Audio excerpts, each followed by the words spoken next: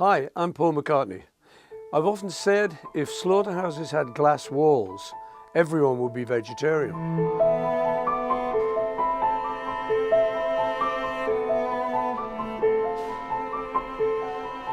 Animals raised on modern factory farms and killed in slaughterhouses endure almost unimaginable suffering. I hope that once you see the routine cruelty involved in raising, transporting and killing animals for food, you'll join the millions of people who've decided to leave meat off their plates for good.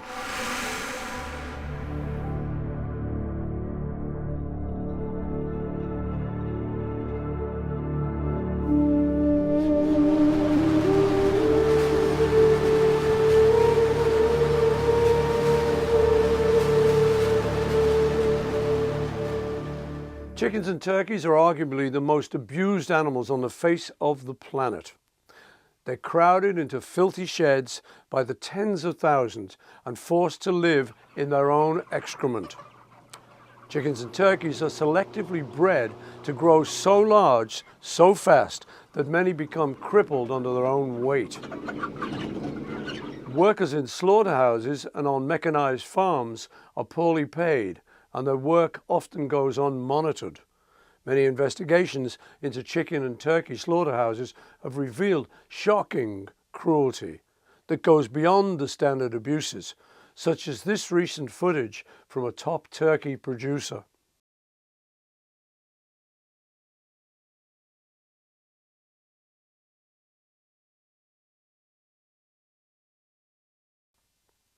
Hens used by the egg industry are crammed into cages so small that they can't do anything that is natural or important to them, not even spread a single wing. The ends of their sensitive beaks are cut off with a hot blade, causing chronic pain that studies have shown lasts for more than a month. Chickens are intelligent animals whose ability to reason in some instances is greater than that of dogs and children. Chickens are also very social animals with an elaborate pecking order or social ranking system. Yet hens used by the egg industry are confined to tiny cages for their entire lives. This causes their muscles to waste away and their bones to deteriorate and break from lack of use. Their feet become lacerated and their bodies bruised and cut from standing on wire for 18 months before they're sent to the slaughterhouse. At the end of their miserable lives, chickens and turkeys are forcefully packed into crowded cages and transported for hours through all types of weather conditions without food or water.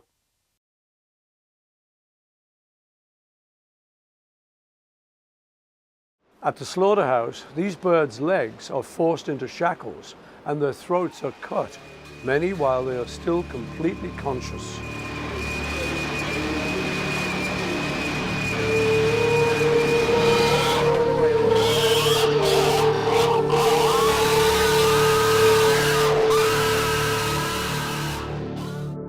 Pigs are more intelligent than dogs, even outperforming some primates on a variety of tasks, such as operating interactive video games. They have cognitive abilities beyond those of 3-year-old human children. Yet, on factory farms, they are imprisoned in crowded, filthy conditions. Many will go insane from the stress, abuse, and complete lack of mental stimulation. Breeding sows are treated like machines, forced to churn out litter after litter. They give birth in barren stalls without enough room even to nuzzle their piglets. Yes. Yes. Conditions are so dismal in today's pig breeding facilities that the sickness and death of piglets is common and considered acceptable by the industry.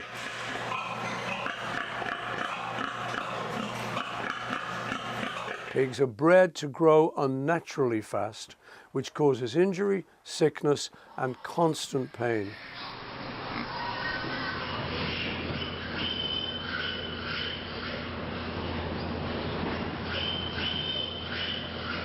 They are then subjected to grueling transport before being killed. Stunning by the electrical tongue method is unreliable, which means that many pigs remain completely conscious while their throats are cut.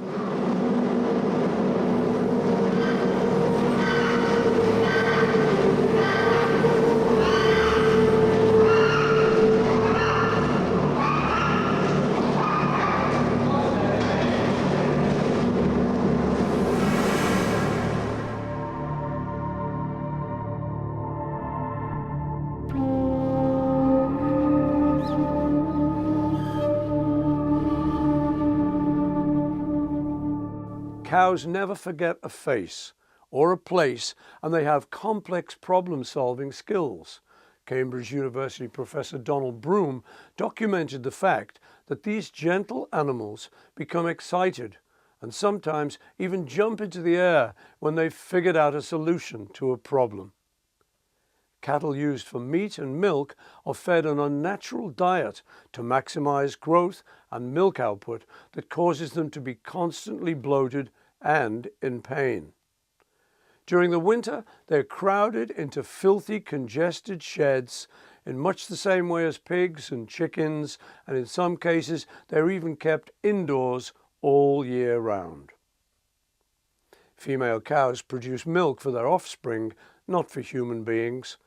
Mother cows in the dairy industry are kept perpetually pregnant to keep the milk flowing.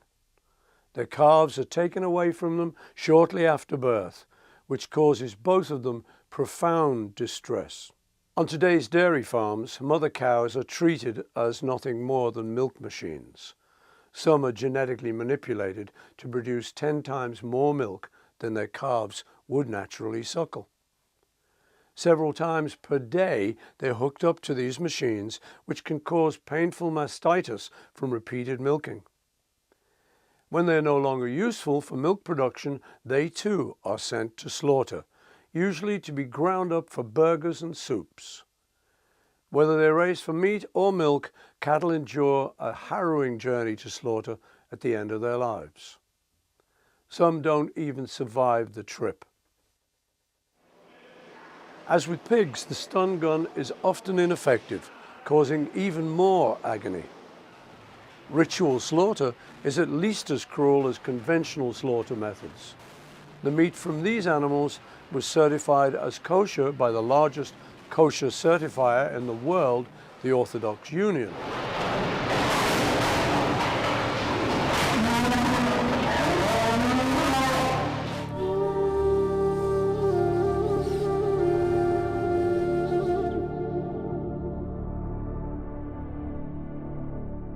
There is a scientific consensus that fish are intelligent and have distinct individual personalities. They can use tools and have sophisticated memories. Dr. Sylvia Earle, a leading marine biologist, says, "I never eat anyone I know personally. I wouldn't deliberately eat a grouper any more than I'd eat a cocker spaniel.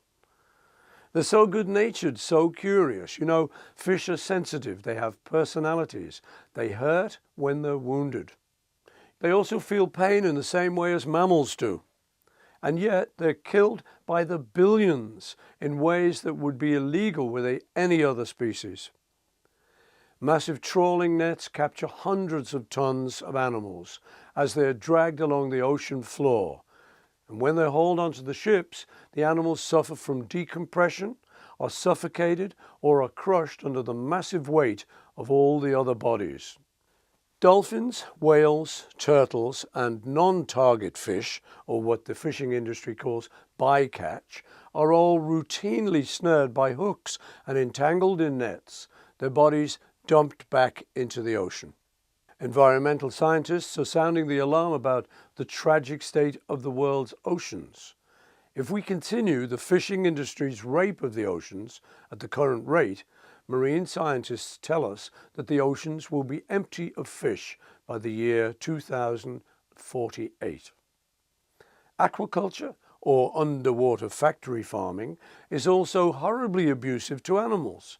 Fish are forced to swim in their own waste in congested, toxic cesspools. Disease is rampant.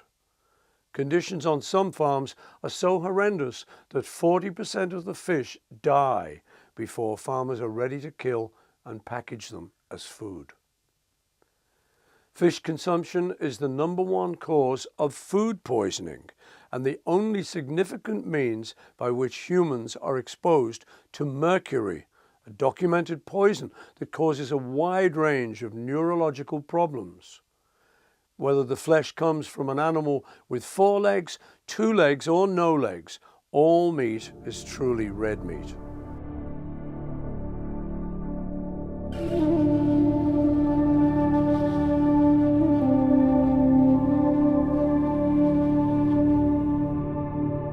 Modern meat production is responsible for recent outbreaks of mad cow disease, SARS, bird flu, and other diseases. And animal products are also often contaminated with a bacterial stew of Campylobacter, Salmonella, and E. coli. The consumption of animal flesh, all of which is riddled with fat and cholesterol, is also a prime contributor to today's epidemics of obesity, heart disease, and cancer. Studies show that vegetarians are less prone to all of these diseases. And if you care about the environment, please know that according to United Nations scientists, eating meat is one of the top contributors to land degradation, water shortages, and air and water pollution. If we care about the environment, cutting meat out of our diet is the most important action we can take. It is only prejudice that allows anyone to think there's a difference between abusing a cat and abusing a chicken, or abusing a dog and abusing a pig. Suffering is suffering, no matter how you slice it. Eating meat is bad for our health, it's bad for the environment, and it directly supports appalling cruelty to animals. The decision is yours.